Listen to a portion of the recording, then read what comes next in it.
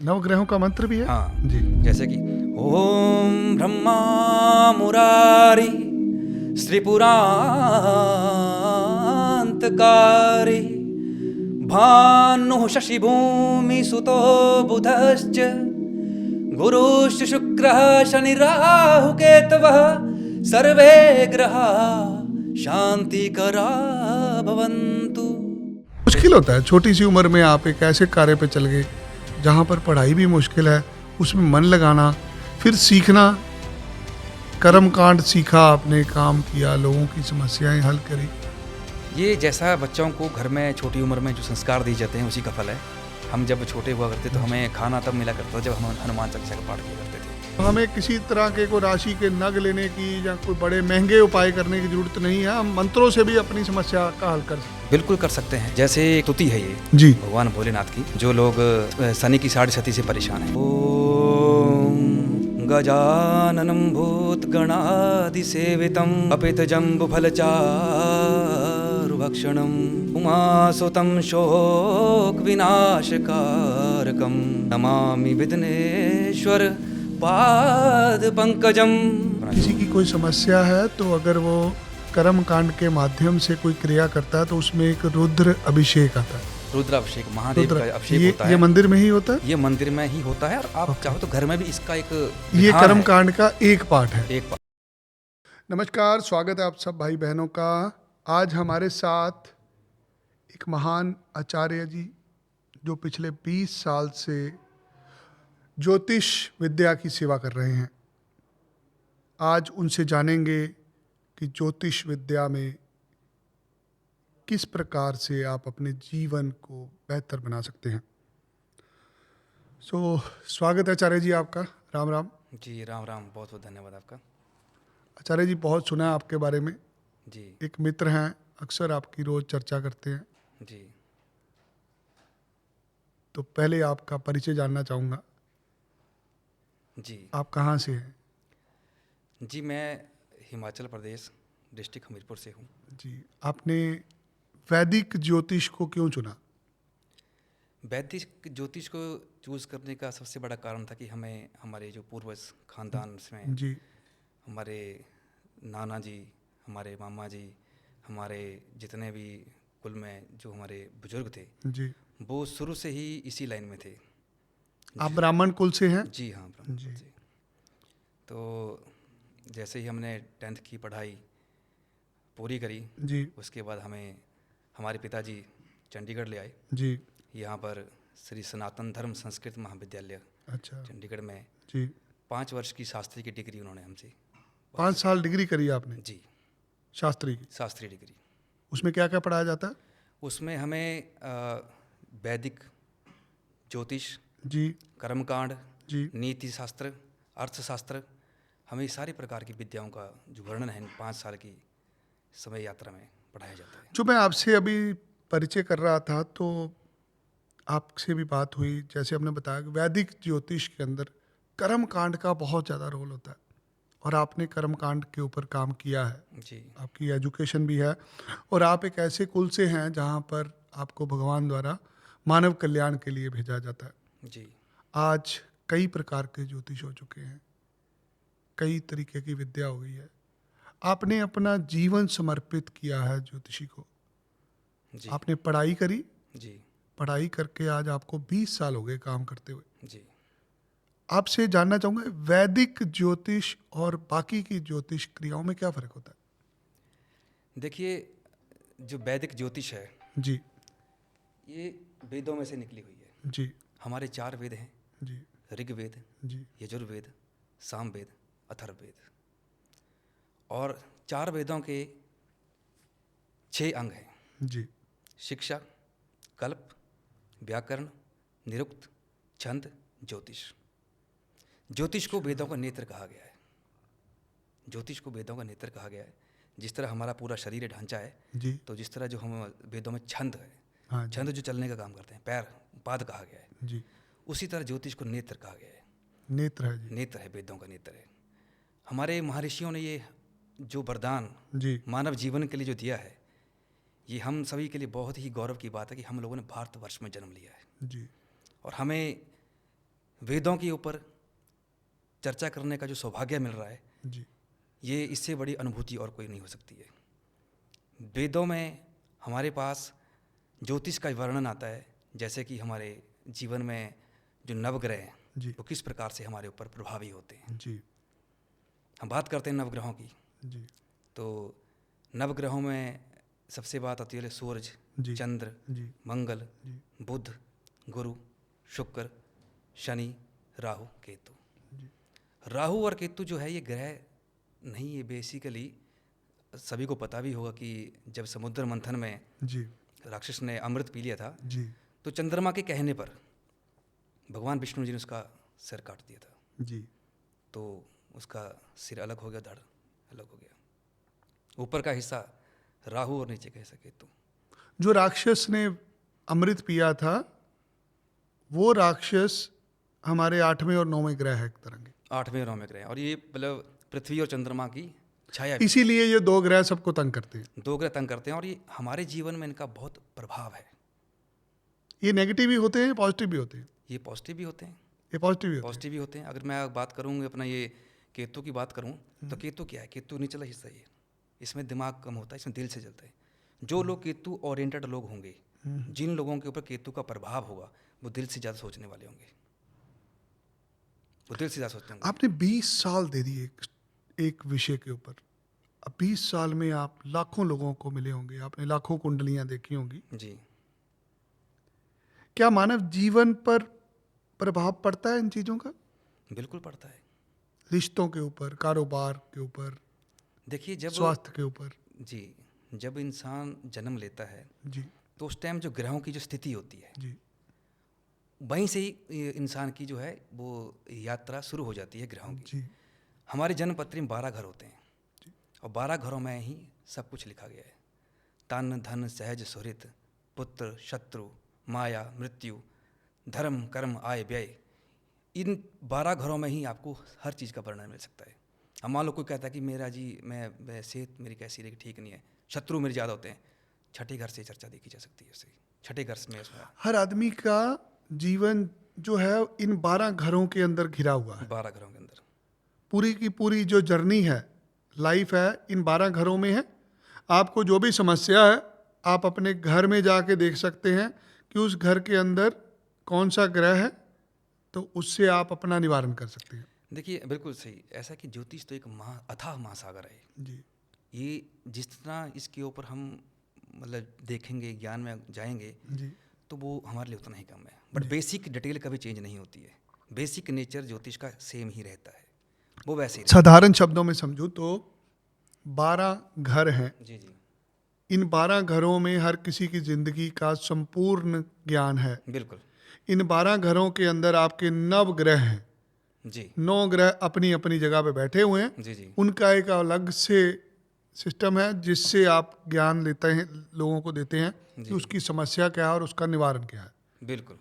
उसमें यही देखा जाता है। अभी क्या है कि वैदिक ज्योतिष में ज़्यादातर जो उपाय बताए गए हैं वो मंत्रों से संबंधित हैं। जी जिस तरह भी मैं मतलब ध्यान करूँगा जी 2 मिनट का, जो भी हमें किसी भी मंत्र से हम अपनी समस्या का समाधान कर सकते हैं। हर समस्या का अलग मंत्र है, हर समस्या का मंत्र अलग है। कोई भी समस्या है तो हमें किसी तरह के कोई राशि के नग लेने की या कोई बड़े महंगे उपाय करने की जरूरत नहीं है। हम मंत्रों से भी अपनी समस्या का हल कर सकते हैं। बिल्कुल कर सकते हैं। अभी मैं छोटा सा अगर आपको जैसे एक मंत्र बताइए आप।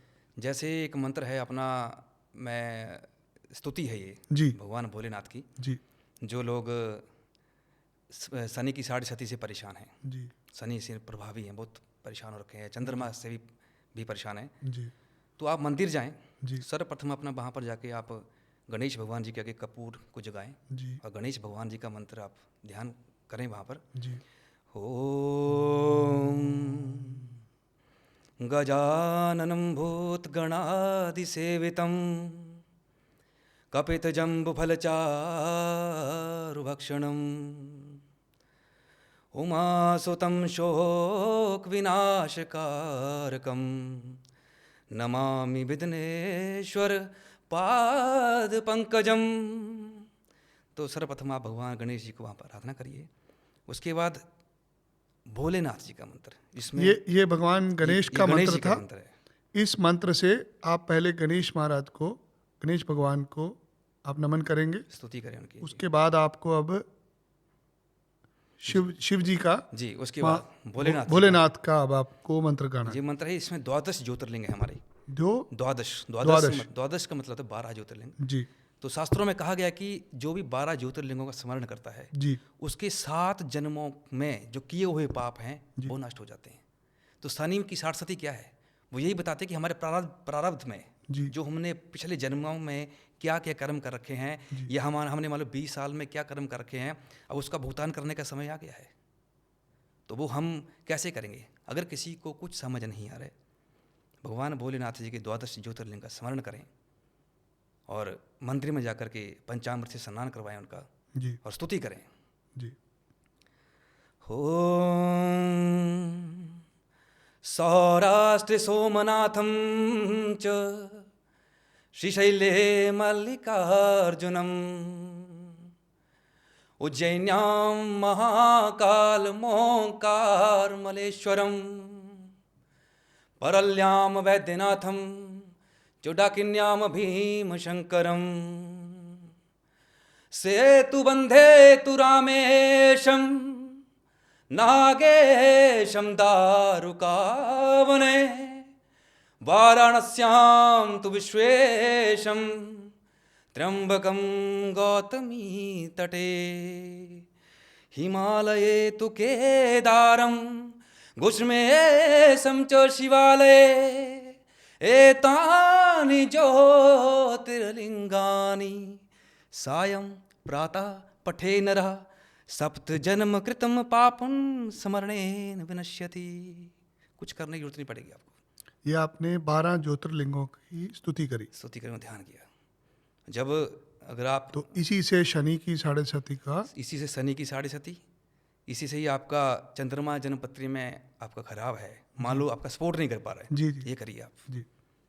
कहीं कुछ जाने की जरूरत सो नहीं किसी भी प्रकार की समस्या है उसका मंत्र उच्चारण से हल निकल सकता है। है। बिल्कुल निकल सकता है। मंत्रोच्चारण से आपका हर चीज़ का हल है। ये वैदिक एस्ट्रोलॉजी ये है। वैदिक एस्ट्रोलॉजी है। मंत्रों में हर चीज़ है। वेदों से जो चीज़ निकली गई है वही वैदिक है। और वेदा में आप इतना सुर में मंत्र गा लेते हैं, हम लोग पढ़ने की कोशिश करते हैं, हमारे से पढ़ा नहीं जाता क्योंकि वो संस्कृत में होता है।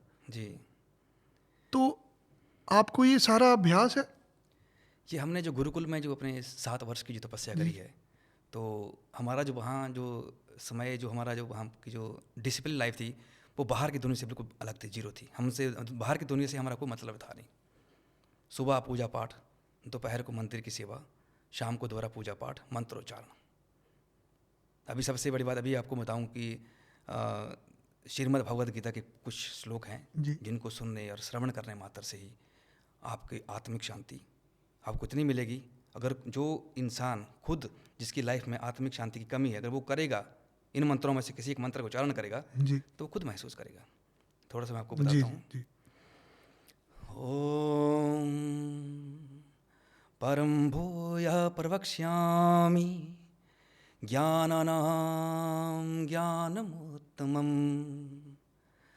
यज् ज्ञात्वा मुनयः सर्वे परां सिद्धिमितो गताः इदं ज्ञानम् उपाश्रित्य मम सधर्म आगताः सर्गे अपि नोपजायन्ते प्रलयेन व्यथन्ति च मम योनिर्महद्ब्रह्म तस्मिन् गर्भं दधाभयम् सम्भवः सर्वभूतानां ततो भवति भारत एवं सततयुक्ताये भगतास्त्वां पर्युपासते ये चाप्यक्षरं व्यक्तं तेषां के योगवित्तमः मय्यावेशये मनो यमा नित्ययुक्ता उपासते श्रद्धया पर्युपेतासते मे युक्ततमा मताः सर्वधर्मान् परित्यज्य मां शरण एव व्रज अहं त्वां सर्वपापेभ्यो मोक्षयिष्यामि अब अंतिम श्लोक में भगवान श्री कृष्ण जी कह रहे हैं कि सर्वधर्मान परित्यज्य। सर्वधर्मान का मतलब ये होता है कि जिन सुखों के पीछे तू भाग रहा है उनको छोड़ करके तू मेरी शरण में आ। सर्वधर्मान परित्यज्य माम शरण एव व्रज अहम त्वाम सर्व पापे विमोक्षयिष्यामि। उन जो पाप तेरे को नजर आ रहे हैं, जो कष्ट तेरे को आ रहे हैं, उनसे मैं तेरे को निवारण करवा दूंगा। ये मंत्र भगवान खुद श्री कृष्ण जी कह रहे हैं। ये हमारे सौभाग्य की बात है। ये हमारे लिए बहुत सौभाग्य की बात है कि हम आज आपको मिल रहे हैं। आज एस्ट्रोलॉजी में लोगों ने कारोबार बना लिया। जी मैं इस वीडियो के माध्यम से लोगों को समझाने की कोशिश करूंगा कि वैदिक एस्ट्रोलॉजर हमें भगवान ने दिया है। जी उसके बाद के जो तरीके हैं, तौर तरीके, वो लोगों ने अपने हिसाब से उसको ठीक किया है। बिल्कुल। वैदिक ज्योतिष के अंदर बहुत सारे पार्ट हैं। अभी आपने बहुत अच्छे तरीके से मंत्र उच्चारण करके बताया हमें। कर्म का क्या महत्व होता है? कर्म का मतलब होता है कि हमें इस चीज़ का आभास होता है कि क्या चीज़ सही है कि गलत है, और फिर भी हम कर्म अच्छा या बुरा कर देते हैं। जी अगर हमारा कर्म सही होगा जी तो हमें ना ज़्यादा किसी पखंड में जाने की जरूरत पड़ेगी, जी ना किसी कष्ट में जाने की जरूरत पड़ेगी। कर्म है क्रियति इति कर्मा सा एव कर्मा। हमें जो हम जिस क्रिया को, जिस कार्य को हम करते हैं, वो कर्म के माध्यम से हमारे सामने आता है। जो रिश्ते लोगों के टूट जाते हैं, जो कारोबार नहीं चलते, जो समस्याएं आती हैं, ये सारियां समस्याएं इन 12 घरों से आती हैं। बिल्कुल 12 घरों से हम देख सकते हैं कि इसमें देखो हर कुंडली का, हर व्यक्ति का चार्ट अलग होगा, जी हर व्यक्ति की परेशानी अलग होगी। जी और यही ज्योतिष है कि हमने उसके बीच में ये चीज़ देखने की कहाँ से उसको प्रॉब्लम आ रही है। जी अब कुछ लोग होंगे जिनके लिए चंद्रमा बहुत अच्छा होगा, कुछ लोग होंगे जिनके चंद्रमा अच्छा नहीं होगा, कुछ लोग होंगे जिनके लिए सूरज अच्छा फल दे रहा होगा, कुछ होंगे जिनके सूरज अच्छा नहीं दे रहा होगा। यही चीज़ें हमें बीच में से देखनी होती हैं 12 घरों में से। अक्सर लोग, एक उपाय होता है, हर बंदा वही उपाय कर लेता है, तो हर किसी के लिए उपाय अलग होते हैं। हर किसी के लिए उपाय उसकी ज़रूरत के हिसाब से होगा। जो उसकी जन्म जी कुंडली है। बिल्कुल। अब मान लो किसी की सूरज की दशा चल रही है, मान लो किसी एक ने कहा था कि हमारी सूरज की दशा चल रही थी, तो हमें किसी मित्र ने बताया कि ये मैंने भी सूरज की दशा में उपाय किए तो ये कर ले, तो गलत था। हमें उसमें ये भी देखना है कि उसकी सूरज की स्थिति क्या है।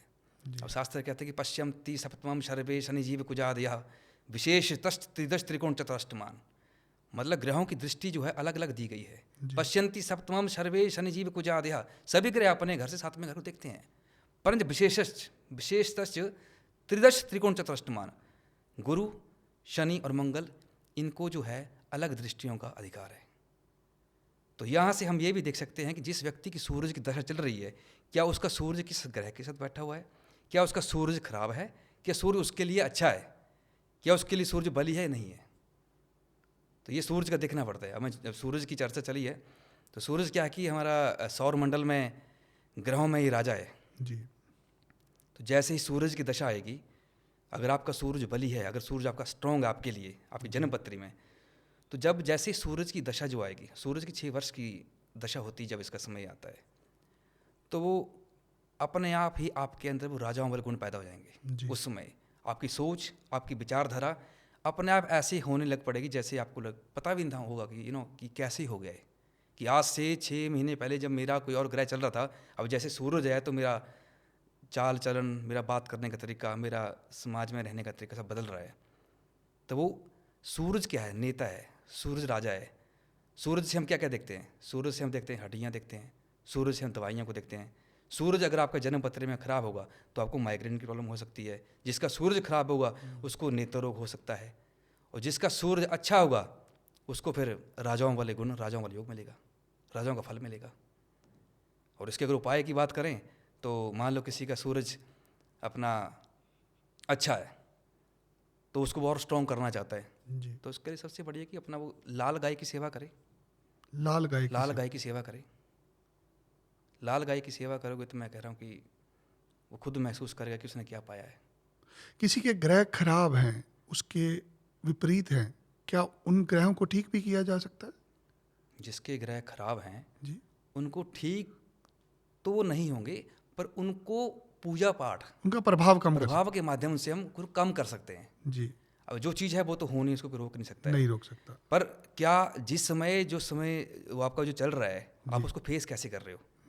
मान लो सूरज की दिशा है, एग्जाम्पल दे रहा हूँ, अगर वो खराब है तो जब आप उपाय करोगे तो आपको वो महसूस ही तो नहीं आपको होगा। लाल गाय की सेवा करनी है। लाल गाय की सेवा करें आप। हमारा काम है लोगों को विदेश में भेजना। जी, जो विदेश भेजने का व्यापार है, जो लोग विदेश जाते हैं, वो कौन से ग्रह से आता है? वो तो जन्मपत्री में देखना पड़ेगा 12वां घर। 12वें घर के। 12वां घर से देखना पड़ेगा। उसके बाद ये भी देखना पड़ता है कि 12वें घर में कौन सा ग्रह बैठा हुआ है। उसकी वहां से आपको पता चलेगा कि इसका योग है या नहीं है। नहीं है। और उससे ये भी देखा जाता है कई बार कि क्या जो ग्रह है, जिस करंट ग्रह की दशा चल रही है, जी, क्या उसका 12वें घर से कोई संबंध है कि नहीं है, या उसकी दृष्टि 12वें घर में जा रही है कि नहीं जा रही है। तो ये तो बिल्कुल बेसिक सा पॉइंट है। अभी इसमें तो बाहर जाने के लिए एक नहीं बहुत सारी चीज़ देखनी पड़ती हैं। पर 12वें घर का 12वां भाव आपके लिए कितना फेवर में है, ये बेसिक पॉइंट रहेगा विदेश यात्रा के लिए। सो जीवन में जो भी आपके घटित हो रही हैं सारी चीजें, वो सारी की सारी चीजें आपकी जन्म कुंडली से आती हैं। जी, ब्रह्मांड में जो ग्रह गोचर में जिस भाव में ग्रह घूम रहे हैं, जी, उसी के अकॉर्डिंग सारी घटनाएं घटती हैं। तो वही चलता है, उसी हिसाब से होता है सब कुछ। कर्म कांड क्या होता है? कर्म कांड हमें जो ऋषि मुनियों द्वारा दिया गया वो वरदान है कि हम पूजा पाठ के माध्यम से लोगों को भला कर सकते हैं। पूजा पाठ के माध्यम से ग्रहों की शांति कर सकते हैं। एक पूजा हम लोग अपने घर पे करते हैं, रोज सुबह नहा के जी, हम लोग मंदिर में अपने बैठ के भगवान का नाम लेते हैं। एक पूजा हम मंदिर में जाके करते हैं, दोनों में क्या फर्क होता है? एक पूजा हम घर में कर रहे हैं, वो हमारा अपना इष्ट देव है, हम जिनकी पूजा करते हैं वो हम अपना कर रहे हैं अपनी मर्जी से, ताकि हमें भगवान से प्रेम है, हाँ, ठीक है। भगवान की भक्ति चाहते हैं, हम करें। मंदिर में जाके आप जो करवा रहे हैं, आपकी जो ग्रहों की जो स्थिति है, आपके ग्रहों का जो आप टाला करवाते हो, ग्रहों का या कोई उपाय करते हैं, ग्रहों की किसी यथा संख्या उनका जप करने का हवन करवाते हो, तो वो मंदिर में भी करवाते हो, आपको घर में भी हो सकता है। ये दो चीज़ें हैं। मंदिर में पूजा करवाना तो ऑफकोर्स ये बहुत बड़ी बात है, बहुत सौभाग्य की बात है कि मंदिर में जाके भी करवा रहे हैं। पर मंदिर में पूजा किस विषय में पर करवा रहे हैं वो एक अलग टॉपिक का विषय है। मंदिर में एक विधि के विधान के हिसाब से होती है, घर पे आदमी अपने हिसाब से कर लेता है। हाँ, मंदिर में इसलिए हो जाता है बिकॉज मंदिर में हमारा पूरा वहाँ पर माहौल वैसे बना होता है। मंदिर में पूरे हमारे 33 करोड़ देवी देवताओं का आह्वान होता है। वहाँ पर सभी जितने भी हमारे देव हैं उनकी मूर्तियाँ हैं, और हर चीज़ जो मंदिर में जो पुरोहित हैं, जो पंडित जी हैं, तो वो वहाँ मंदिर में उस तरीके से करवा देते हैं जैसा मतलब लोग एक्सपेक्ट करते हैं। कई बार लोगों का समय ही नहीं होता घर में। अगर कर्मकांड तो घर में भी करवा सकते हो आप, पूजा पाठ आप घर में भी करवा सकते हो, ऐसे नहीं घर में नहीं करवा सकते। घर आप मंदिर से पुरोहित को बुलाइए, आप पंडित जी को बुलाइए, घर में भी कर्मकांड हो सकता है। अक्सर कर्म कांड का जब नाम आता है तो लोगों को लगता है ये सारी चीज़ें बहुत मुश्किल हैं। एक साधारण आदमी जिसका जीवन ठीक नहीं चल रहा, जो बहुत सारे नेगेटिव एनर्जियों से प्रभावित है, वो कर्म कांड के माध्यम से अपना जीवन ठीक कर सकता है? बिल्कुल कर सकता है। कर्मकांड में हमारे बहुत कुछ आता है। प्रैक्टिकली बताइए क्या क्या होता है? कर्मकांड छोटा सा अगर मैं बात करूँ तो कि जी। जैसे हम महादेव रुद्राभिषेक की पूजा करते हैं, जी, तो ये कर्मकांड का ही पार्ट है, ये सिखाया जाता है। रुद्राभिषेक। ये रुद्र अष्ट अध्यायी, मतलब 8 अध्यायों का वर्णन, 8 अध्यायों में जो अपना किसी जो की कोई समस्या है तो अगर वो कर्म कांड के माध्यम से कोई क्रिया करता है तो उसमें एक रुद्र अभिषेक आता है। रुद्राभिषेक महादेव रुद्र, का अभिषेक ये होता ये है। मंदिर में ही होता है? ये मंदिर में ही होता है, और आप चाहो तो घर में भी इसका एक ये विधान कर्म है, कांड का एक पार्ट है, एक पार्ट है रुद्राभिषेक। रुद्राभिषेक। जी, रुद्राभिषेक करवा सकते हैं। जैसे मैं आपको छोटा सा एक मंत्र जी, महादेव का जी, गा के सुनाता हूँ। ओम नमस्ते रुद्रमन्यव उतोतैखवे नमः जाते रुद्र शिवा तनूर्घोरा पाप काशनी तया नस्तन्वा शंतमया गिरिशंताभिजाकशी। तो ये छोटा सा एक मंत्र का उच्चारण जो उसका पाठ है कर्मकांड ये का। भगवान शिव का मंत्र है भगवान भोलेनाथ जो के लिए। अभिषेक रुद्राभिषेक के समय गाया जी जाता है। जी। जी, तो उसके मंत्रों में उसी में से एक मंत्र, छोटा सा मंत्र है। ऐसी और कर्म कांड में क्या क्या होता है? कर्मकांड में देखिए आपका नवग्रह पूजन। जी, तो नवग्रह पूजन के लिए जैसे हम सूर्य चंद्र मंगल बुध गुरु शुक्र शनि राहु केतु की पूजा करवाते हैं। जी जो लोग अपने अगर वार्षिक समय में या किसी भी समय में अगर मान लो नवग्रहों की पूजन नहीं करवा सकते हैं, वो मंदिर में जाएं और महादेव के सामने महाप्रभु महादेव जी के आगे खड़े हो जाएं। ये अपना उनके हाथों में संकल्प लें, चावल फूल और अपना शहद हाथ में रख के नवग्रहों का उच्चारण करना है मंत्र के साथ। नवग्रहों का एक पर्टिकुलर इकट्ठा मंत्र भी है। नवग्रहों का मंत्र भी है। हाँ जी जैसे कि ओम ब्रह्मा मुरारी श्रीपुरांतकारी भानु शशि भूमि सुतो बुधश्च गुरुश्च शुक्रः शनि राहु केतवः सर्वे ग्रहा शांतिकरा भवन्तु। तो ये 7 जो हमारे नवग्रह हैं शांति को, आपने एक मंत्र के अंदर ही सारे नवग्रह की पूजा हो गई। आप नवग्रह की पूजा होगी एक मंत्र में।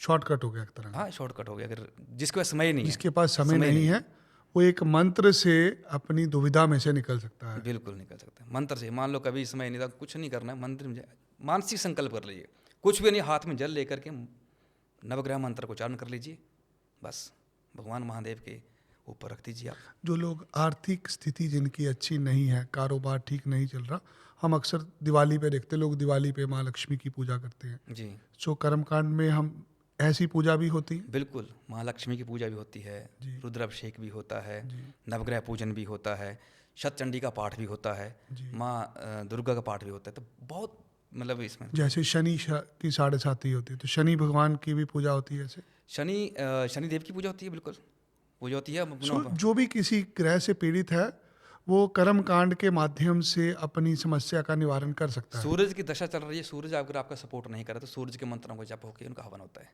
चंद्रमा का भी, मंगल का भी, बुध का भी, शुक्र का भी, शनि का भी, राहु का भी, केतु का भी, सभी का होता है।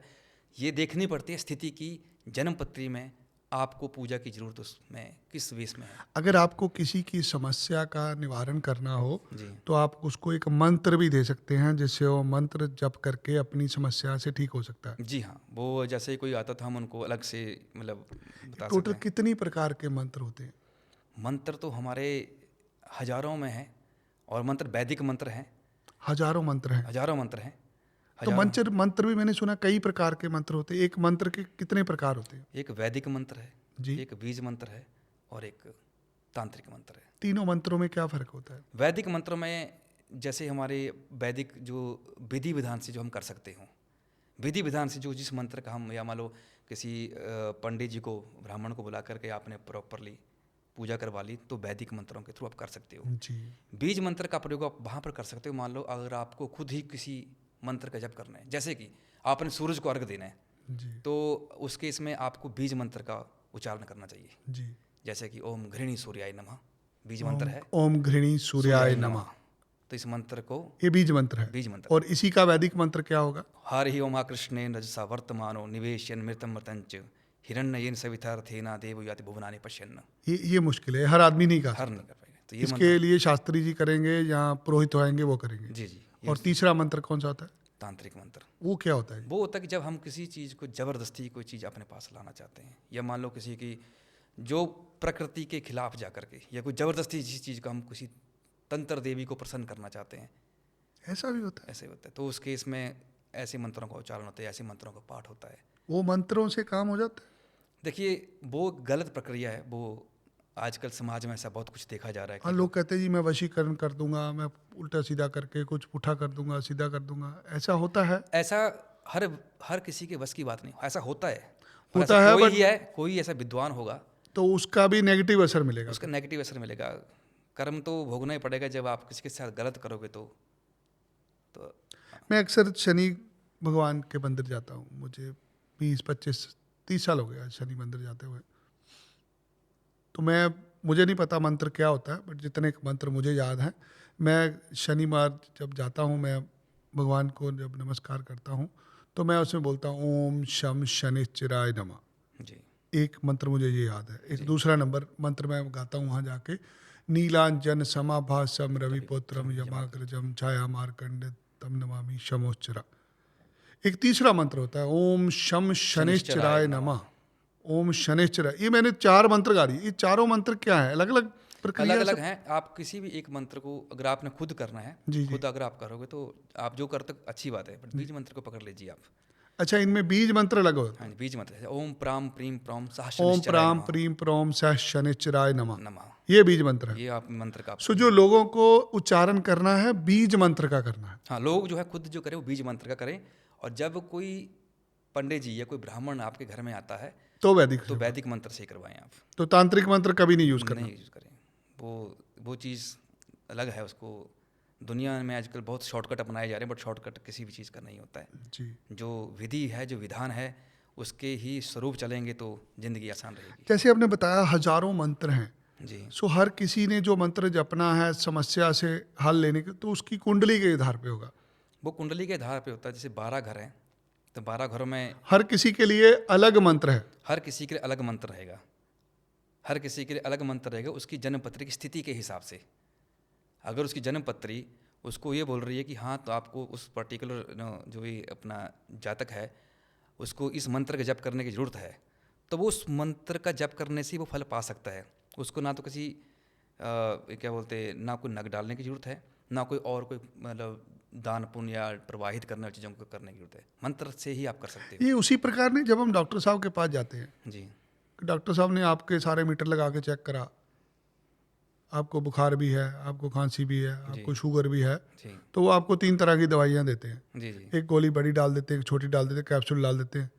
बिल्कुल तो आपका कार्य भी कुछ ऐसा ही है बिल्कुल। कि अगर आपके पास आदमी आता है, पहले आप उसको टेस्ट करते हैं, जी जी उसके टेस्ट करके चेक करते हैं इसको समस्या क्या है, बिल्कुल फिर आप देखते हैं इसके कौन से ग्रहों की पूजा है, कौन से मंत्र इसको दे सकते हैं जिससे इसको आराम मिलेगा। बिल्कुल। ये उसी प्रकार है। जी बिल्कुल उसी प्रकार है। और इसमें एक और चीज़ बताना चाहूँगा। देखिए आजकल मार्केट में आप देखोगे तो बहुत पुस्तकें मिल जाएंगी जी। और बहुत पुस्तकों में बहुत मंत्र भी लिखे होते हाँ हैं, जी, बिल्कुल। पर कोई भी मंत्र ऐसे काम नहीं करेगा जब तक कोई भी मंत्र गुरु मुख से नहीं निकला गया हो। जब गुरु ने अच्छा, आपको गुरु मंत्र ना चाहिए दिया हो। आपको, आप ऐसे किताब में से मंत्र पढ़ के नहीं कर सकते। नहीं अब ऐसे कोई भी मंत्र पढ़ लेगा कि ये मंत्र पढ़ने से जी ये हो जाएगा, कभी वो मंत्र काम करेगा नहीं। जब आप किसी पढ़ाई करते हो या किसी विद्वान से अगर आप मंत्र लेते हो तो वो मंत्र तभी असर करता है, ऐसे वो कभी करेगा नहीं वो। हमें भी गुरुजनों ने अपना इतने वर्ष 7 वर्ष की तपस्या में जो मंत्र पढ़ाए हैं, सिखाए हैं, जो उनको उच्चारण करना सिखाया है, तो वो तभी हम आज लोगों को बता पाते हैं कि आप इस मंत्र का जप करो तो वो असर करेगा। आजकल के एस्ट्रोलॉजर को मंत्र खुद को पढ़ना नहीं आता जी और आप मंत्र गा रहे हैं, जी। तो ये सारी शिक्षा आपको कहाँ से मिली? ये हमारे जो गुरुजन थे जी। तो उनका आशीर्वाद हमारे ऊपर था और वो सभी बच्चों के ऊपर, सभी जितने शास्त्री भाई लोग मतलब हमारे साथ जो पढ़ाई करते थे तो उनके ऊपर रहता था। तो हमारी क्लास लगती थी और उसमें हमें पढ़ाया जाता था कि मंत्रों को। और सबसे बड़ी बात है कि हमारी प्रतियोगिताएं हुआ करती थी। अगर आप आज से अपना मैं लगभग 15 साल पुरानी अगर आप प्रतियोगिताओं का निकालोगे हिस्सा, तो हमारे जो सनातन धर्म से संस्कृत महाविद्यालय चंडीगढ़ में है, तो आज भी वहाँ पर नाम मतलब है कि जिन बच्चों ने प्रतियोगिता में भाग लिया है, मतलब भाग लिया है, तो कोई प्रथम पुरस्कार, द्वितीय पुरस्कार, तो ऐसे बहुत प्रतियोगिताएं हुआ करती थी हमारी। आपको बचपन में ही था कि मैंने शास्त्री की डिग्री करनी? ये मतलब बचपन से ही था। मतलब अब हमारी पीढ़ी जो हमारे अपने पूर्वजों के हिसाब से, पूर्वजों के वही अपना। जब आपकी खेलने की उम्र थी या जैसे आपके साथी साथ के रहने वाले, आप वो चीज़ें छोड़ के आप सनातन विद्या में आए आप? बिल्कुल। अब आपको मैं देखिए, अब क्या था कि हम जो छोटे बहुत मुश्किल होता है, छोटी सी उम्र में आप एक ऐसे कार्य पे चल गए जहाँ पर पढ़ाई भी मुश्किल है, उसमें मन लगाना, फिर सीखना, कर्म कांड सीखा आपने, काम किया, लोगों की समस्याएं हल करी। ये जैसा बच्चों को घर में छोटी उम्र में जो संस्कार दिए जाते हैं उसी का फल है। हम जब छोटे हुआ करते तो हमें खाना तब मिला करता था जब हम हनुमान चालीसा का पाठ किया करते थे। अच्छा, ये ब्लड में है आपके? ब्लड में। तो हमारे यहाँ पर था कि कोई भी होता आपको खाना नहीं मिलता था नहीं मिलता था जब तक आपने हनुमान चालीसा नहीं पढ़ी? हनुमान चालीसा नहीं करी। और जब तक जैसे हमने पूरा पूजा पाठ कर लिया, उसके शंख ध्वनि होती थी, शंख ध्वनि होगी तो हमें घर पे से हम अपना हमारे जॉइंट फैमिली सो आज जो आप हैं ये आप बचपन से ही ऐसे हैं, बचपन से ही है, बनाया गया आपको इस बनाया गया। मुताबिक? बिल्कुल। मतलब ऐसा था कि हमें कल्चर ही वैसा मिला, हमें अपना वो जिसे कहते हैं ना कि हमें संस्कार वैसे मिले, हमें माहौल वैसा मिला। हम कहीं भी जाते थे मतलब बिना मंदिर बिना पूजा किए कुछ मतलब जाना पॉसिबल नहीं था हमारे लिए। आप जब समाज में देखते हैं लोग, कोई मीट खा रहा है, कोई शराब पी रहा है, कोई मदिरा का सेवन कर रहा है, आपको नहीं कभी उन चीज़ों ने खींचा अपनी तरफ? ये क्या है कि एक्चुअली सबसे बड़ी बात है कि आप किस माहौल में रहे हो आप, या आपको ज्ञान कितना किन चीज़ों का। अगर हम जिस चीज़ का या मान लो गलत चीज़ों का सेवन करेंगे जी तो इसका फल, इसका जो असर पड़ेगा हमारे मन के ऊपर पड़ेगा, और मन के बाद इसका फर्क हमारी बुद्धि भी पड़ेगा। तो ये कहते हैं ना कि जैसा खाओगे अन्न वैसा रहेगा मन। अगर हमने अपने मन को ही खराब कर लिया तो हम अच्छी विचारधारा कहाँ से लाएंगे। और मन जो है चंद्रमा का कारक है। ज्योतिष में भी यही कहा गया है कि ज्योतिष जो है अपना, चंद्रमा जो है ज्योतिष में आधार माना गया है। तो चंद्रमा को देख करके सारी प्रेडिक्शंस होती हैं। तो जैसा आप खाओगे अन्न वैसा रहेगा मन। अब अगर आप जितना सात्विक अपने आप को रखोगे, आपकी विचारधारा, आपकी बुद्धि उतना ही जल्दी, उतनी तेज़ी से काम करना स्टार्ट करेगी। मैं धन्य हो गया आज आपके साथ बैठ के। मैं चाहूँगा ऐसी शिक्षा हर हिंदू बंदे को, हर सनातनी को होनी चाहिए। आज हमारे धर्म से लोग टूट के और धर्मों में जा रहे हैं। लोगों ने मीट, अंडा, शराब को रूटीन बना लिया अपनी। ये आप जिस पद्धति से लोगों को समझा रहे हैं, जैसे आप वैदिक एस्ट्रोलॉजी कर रहे हैं, आप मंत्रों का उच्चारण कर रहे हैं, आपके जैसे लोगों की बहुत ज़रूरत है देश को, धर्म को। आप ये श्रेय किसको देते हैं? बचपन में आपने इतनी सारी चीज़ें सीख ली, आपको बिना रोटी खाने के लिए भी आपको हनुमान चालीसा पढ़नी पड़ी। जी जी शुरू से ही आप सात्विक ये हैं। शिक्षा, ये श्रेय किसको जाएगा सारा? ये हमारे माता पिता को, जिन्होंने हमें इस लायक बनाया। ये पिताजी का शुरू से डर था आपको? हाँ, डर था उनका। पहले तो डर ही होगा ना? डर ही होता था। पहले तो हम डर से करते थे। हाँ, कई बार बचपन में ऐसा भी हुआ करता था कि कई बार मन नहीं हुआ करता था। बट जैसे जैसे हमें मतलब समझ आई तो हमें याद आने लगा कि नहीं, हमारे पिताजी बाकी कि उनको तो हम ऋण चुका नहीं सकते। उन्होंने कैसे हमें विद्या में दी है, कैसे पढ़ाई है।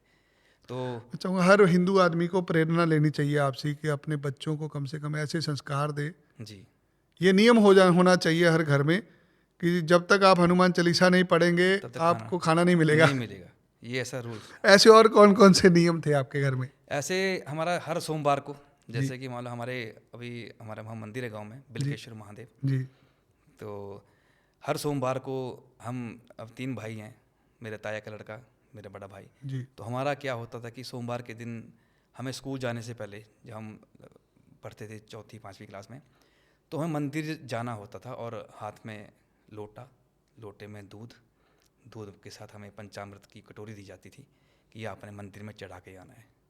हर सोमवार को मंदिर जाना जरूरी है। जरूरी है। हालांकि कई हम उस टाइम, आपको महाकाल पे जाना है, जी महादेव के बारे में महादेव के पास जाना है, उनको नमन करके फिर हमें अपना दिन उनको दिन प्रणाम। शुरू करना है। जी, तो हमारे मतलब माता जी कहते थे कि पहले मंदिर में जाओ, फिर आप हमारे पास आना, पहले हमारे पास मिलना भी। तो ये इस तरह के नियम थे हमारे कि माँ बाप की शिक्षा थी कि पहले आज भगवान इस के- पॉडकास्ट के माध्यम से मैं सनातनी भाइयों को कुछ नियम देने चाहूँगा जो आपकी ज़िंदगी से जुड़े हुए हैं। पहला नियम कि हनुमान चालीसा को आपको पढ़ना है, उसके बाद खाना खाना है। बिल्कुल सही। दूसरा नियम, हर सोमवार को आपको भगवान शिव के मंदिर में जाना है, भगवान को जल अर्पित करना है, नमन करना है, फिर अपना कार्य शुरू करना है। बिल्कुल, बहुत बढ़िया। और ऐसे कोई संस्कार जो आप चाहें बच्चों को देने चाहिए हमें? मैं यही कहूँगा कि श्रीमद् भगवत गीता हमारे पास एक बहुत बड़ा अमृत है, जी जो भगवान श्री कृष्ण जी ने महाभारत के समय अर्जुन को दिया था। जी मैं ये कहता हूँ कि अगर आज के बच्चे प्रतिदिन अगर एक भी श्लोक श्रीमद् भगवत गीता का पढ़ें जी तो ये हमारे भारतवर्ष के लिए बहुत बड़ी अचीवमेंट होगी। जी हमारे गुरुजी हुआ चंडीगढ़ में हुआ करते थे, जी तो हमारी प्रतियोगिताएं हुआ करती थी जी श्रीमद् भगवत गीता के अध्यायों के ऊपर, जी कि ये बच्चा आज श्रीमद् भगवत गीता का दूसरा अध्याय बोलेगा, ये बच्चा 12वां अध्याय बोलेगा। याद होता था आप लोगों याद को? कंठस्थ याद हुआ करते थे। बिल्कुल। अभी जैसा मैंने आपको छोटा सा एग्जाम्पल हाँ। 12वें अध्याय का, तो ये आपको बचपन से ही याद है चीज़ें? बचपन से ही है। तो श्री भगवान वाच एवं सतत युक्त ये भक्तास्तव परिपास्ते ये चापे अक्षरम व्यक्तम तेषाम की योग वित्तमः। ये हमें गुरु जी ने वहाँ यार आपकी तो उम्र भी कुछ नहीं है, तो आप तो संस्कृत ऐसे बोल रहे हैं जैसे शुरू में ही, बचपन में ही आप संस्कृत बोलते आए हैं। ये वही एक कृपा है, प्रभु कृपा है। और नहीं, मैंने नहीं देखे ऐसे लोग, नहीं होते। ये कहीं जितने पुरोहित लोग देखते हैं, लोग मजबूरी के इस धंधे में आते हैं। आपने खुद चूज करा ये विषय। ये विषय देखिए, हमने हमारे जो हमारे बच्चों को माता- पूछते हैं बेटा आप बड़े होके क्या बनोगे? कोई आदमी ये थोड़ी बोलता है कि मैं कर्म कांड करूंगा या मैं ज्योतिषी बनूंगा। तो डॉक्टर बनूंगा, इंजीनियर बनूंगा, बिजनेसमैन बनूंगा, बड़ा आदमी बनूंगा। बिल्कुल, देखिए यही तो बहुत चीज़। कम लोग हैं सनातनी लोग जो अपने बच्चे को चाहेंगे कि उनका बच्चा कर्मकांड सीखे। देखिए हमारे जो ख़ानदान में हमारे जो दादा परदादा जो हमारे पिताजी हैं, तो उन्होंने देखा था कि हमारे इस सनातन धर्म की जो कीमत है वो क्या है, क्या कीमत है इसकी। जी, उनके जो मेरे दादाजी थे, मैं छोटी सी बात बताऊं कि उनके सामने एक बार ऐसी घटना घटी कि उनके सामने आज से मतलब सन 1955 की बात है, जो मेरे पिताजी बताते हैं कि उनके सामने एक व्यक्ति आया, तो पैसों से भरा हुआ बैग वो वहाँ पर रख के भूल गया। मेरे दादाजी वहीं पर थे, जी, तो उन्होंने देखा बैग पड़ा, उन्होंने उतनी इसको तवज्जो नहीं दी पैसे को, उन्होंने उस बोरे को उठाया और वहाँ टांग दिया, जब जो आएगा दे देंगे उसको। और जिसका जो बैग था वो था अफ़गानिस्तान से, जी, पैसों का व्यक्ति, बड़ी अमृतसर की बात है, हमारे दादाजी वहाँ पर थे उस टाइम। तो पूरी मार्केट में मतलब शोर मच गया कि इनके पैसे गायब हो गए। तो दादाजी ने कहा हाँ पैसे ही हैं, क्या हुआ, पैसे हैं, हाँ कोई रखे हैं संभाल के ले जाओ। तो उन्होंने वो पूरे जो बैग था वो पूरे उनको देने की कोशिश करी कि आप लीजिए। और उस समय पैसे की वैल्यू कितनी हुआ करती जी, थी जी, वो बहुत पहले दुनिया थी। जानती। तो उन्होंने नहीं लिए। उन्होंने कहा कि जिनका जो बैग था, उन्होंने कहा पैसे क्यों नहीं लिए। वो कहते कि मेरे जो पैसा है वो मेरे बच्चे हैं, इनके अंदर जो संस्कार हैं वही मेरा धन है। जिस दिन मेरे बच्चे, जिस दिन मेरे बच्चों की जो पीढ़ी है जो संस्कार की तरफ चलेगी, जी, तो मुझे इससे बड़ा कोई धन नहीं चाहिए। तो ये उनकी ही शिक्षा कहीं ना कहीं थी जो हमें इस मार्ग पर लेके आई है।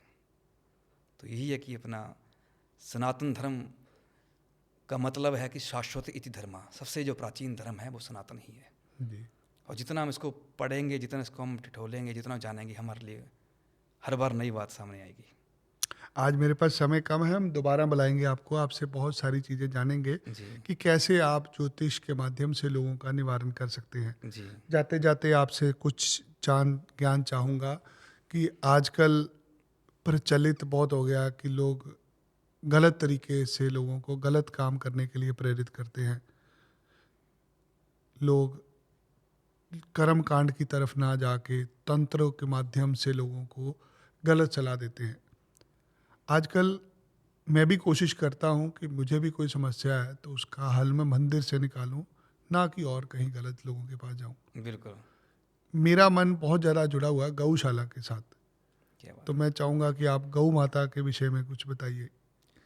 देखिए गौ माता, गौशाला जो भी हम डेली सुनते हैं, जी, क्या ज्योतिष में महत्व है इन चीज़ों का? ज्योतिष में महत्व है, ज्योतिष वेदों में महत्व है, और ज्योतिष वेदों में से ही निकला हुआ जी, है। जी, और हमारे ऐसा कोई ग्रह नहीं है जो गौ माता के माध्यम से ठीक नहीं हो सकता है। पहली चीज़, अलग अलग विधि है, जी, अलग अलग विधि है कि आप गौ माता की इस प्रकार से सेवा करोगे तो आपका जी, ग्रह ठीक हो जाएगा। जी, तो मैं यही कहूँगा कि अगर हर घर में अगर गाय रखी जाए, जी, हर घर में गाय पाली जाए, तो एक दिन ऐसा आएगा कि हमारा जो भारतवर्ष होगा वो बिल्कुल नई दिशा की तरफ होगा। और किसी भी घर में किसी को भी कहीं जाने की ज़रूरत नहीं होगी, ना किसी को कोई स्टोन पहनने की जरूरत पड़ेगी, ना किसी को कोई किसी तरह का उपाय करना पड़ेगा। घर में ही गाय होगी तो घर में आपके सारे उपाय हो रहे हैं। आज की डेट में अगर आप देखोगे दुनिया में इतने कष्ट क्यों बढ़ गए हैं, इतने दुख क्यों बढ़ गए हैं। आप जाइए देखिए रास्तों में कितनी गौ माताएँ घूम रही हैं, कितने एक्सीडेंट्स हो रहे हैं। तो ये तो शुरुआत है, जी, लोग समझ नहीं पा रहे हैं इस चीज़ को। जिस घर में गौ माता की सेवा होती है, जी, जिस घर में पहला ग्रास गौ माता के मुख में जाता है, जी। उस घर में बरकत, उस घर में तेज, उस घर में प्रभु कृपा हमेशा बनी रहती है। ग्रास से मुझे याद आया कि अक्सर हमारे घर पे जब खाना बनता है ना, जी जो पहला चपाती बनती है वो गौ माता के लिए बनती है, तो इसीलिए बनती होगी। बिल्कुल, इसलिए पहला भोग उन्हीं को दिया जाता है, माँ गौ को। 33 करोड़ देवी देवताओं को जो प्रतिनिधित्व होता है वो माँ गौ के ही थ्रू होता है। तो ज्योतिष के अंदर जितनी भी समस्याएं हैं वो सारी गौ माता से गौशाला में जाके ठीक हो सकती है। गौ माता के माध्यम से आप ज्योतिष के सभी ग्रहों को ठीक कर सकते हो आप। जी, विधि अलग अलग हो सकती हैं, होंगी, पर हाँ गौ माता के माध्यम से आप सही कर सकते हैं। अब एक छोटी सी चीज़ मैं आपको यहाँ पर थोड़ी ऐड करना चाहूँगा जी, कि अभी जर्नली देखा जाता है जी, कि जिसकी जन्मपत्री में शनि पीड़ित हो, राहु पीड़ित हो जी, या केतु पीड़ित हो, तो कुछ उन पर्टिकुलर जातकों को बैक पेन होता है। अच्छा, बैक पेन होता बैक में पेन होता है। है। जी। जिस भी जातक को बैक पेन होगा तो वो समझ लेना शनि या राहु केतु से वो प्रताड़ित है। और इसका उपाय मात्र 7-8 रुपये में हो जाएगा, मैक्सिमम बता रहा हूँ अभी। जी। सिंपल सा धागा और एक लोहे का नट होता है जो हमें गुरुजी ने दिया था, और उन्होंने ये कहा था कि इस विद्या का आपने वहाँ उपयोग करना है जहाँ पर लोगों को कल्याण होगा। तो वही वैदिक मंत्र, शनि का मंत्र ओम शन्नो देवी हृष्टे आपो भवन्तु पीते संजोर विसर्वन्तु नः, शनि का मंत्र। उसी तरह राहु का मंत्र, उसी तरह केतु का मंत्र, जो मैं भी मतलब एक ही बताऊँगा, नहीं बता पाऊँगा। आप उसको यूज़ करिए, आपकी कमर पेन 21 दिन के अंदर ठीक हो जाएगी। अगर आपने दुनिया जहान में दवाइयाँ ले रखी हैं, दुनिया जहान में अगर आपने चेक करवा रखा है, मेरे पास ऐसे डॉक्टर भी आते हैं जो कहते हैं कि ये पेन ठीक नहीं हो रहा है, मैंने कहा कोई बात नहीं, 43 दिन के अंदर वो 2 बंदे और लेके जाते, भाई इनको ठीक करिए आप। एक धागे से मंत्र जपने से दर्द ठीक हो गया। कमर पेन ठीक हो गया, कमर दर्द ठीक हो गया। ऐसे बहुत सारे और भी उपाय होंगे। ऐसे बहुत सारे उपाय हैं जो निःशुल्क हम लोगों को करते हैं। आपको मिलने का क्या तरीका है? अगर हमारा कोई व्यूअर आपसे मिलना चाहे, कहाँ पे कार्यालय है आपका? हमारा चंडीगढ़ में है, हमारा कार्यालय है। जी। तो वहाँ पर हम आपको बता भी देंगे हमारा पूरा एड्रेस जो रहेगा, जी। तो वहाँ भी मिल सकते हैं। बाकी हमारा फेज़ 3 में मंदिर भी है, जी। वहाँ भी मिल लेते हैं। बाकी मोहाली में भी हमारा है जो कार्यालय। जितने लोग भी आपकी समस्याओं से जिन जूझ रहे हैं, जो आपके साथ जुड़ना चाहते हैं, हम इस वीडियो के नीचे आपका नंबर और आपका सोशल मीडिया का अकाउंट का डिटेल दे देंगे ताकि जो लोग आपसे मिलते रहें। जी, बहुत धन्यवाद आपका इतना समय देने के लिए। दोबारा जल्दी आपसे मिलेंगे। बहुत धन्यवाद। धन्यवाद। जय श्री आपने राम। इतना अच्छा जय सौभाग्य श्री दिया। राम। जय श्री राम।